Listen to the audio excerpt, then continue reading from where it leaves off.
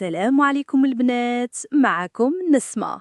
واليوم جايبة لكم موضوع ديال العصر الرقمي، ولكن المشاعر اللي فيه قديمة بحال الزمان. واش كيبقى غير جام ولا فيها معنى أعمق؟ كتكوني مع راجلك ولا خطيبك ولا حتى واحد معجب بيك وكتقولي خليني نشوف حسابه، كتصدفي أنه كيدير جام البنات بنص عريانات ولا بنات كيعرضوا الجسد أكثر من الفكرة. كتجيك الغصة، ولكن كتبداي تقنعي رأسك هذه غير السوشيال ميديا، راه كيعجبو الشكل ماشي القلب. ولكن الحقيقة كتحك في الثقة، كتولي كتسولي راسك أنا ماشي كافية، كتولي كتقارني راسك ببنات الفلتر وفوتوشوب، وكيتولد في القلب شك وغيظ وجرح ماشي ساهل. كيفاش نفرقوا بين إعجاب بريء وتصرح غير محترم؟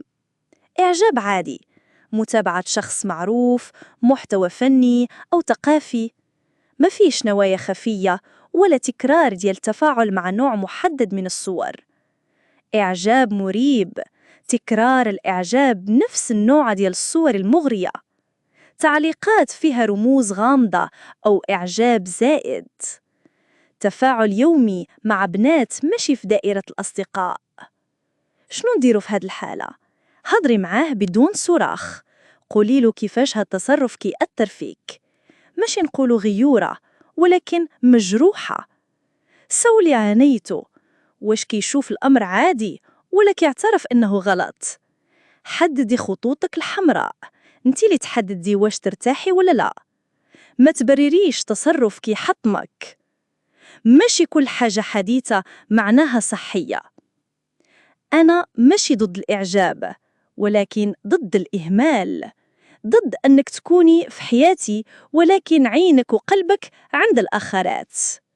أنا بنت كتستحق الاحترام، ماشي وحدة تتقارن في ستوريز.